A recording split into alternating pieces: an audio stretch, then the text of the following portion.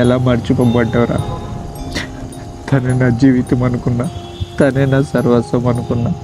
పెళ్లిపీటలో నా పక్కలో కూర్చోవలసిందే అబ్బాయి వేరేవాడి పడిగది ఎక్కుతాంటే నేను ఎలా ఊహించుకోవాలి?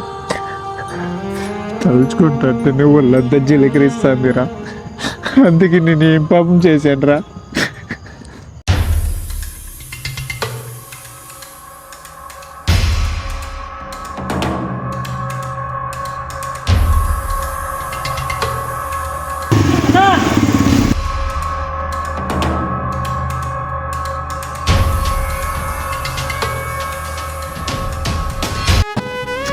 వద్దురా మనకి, వదిలే రాలే, వద్దురా.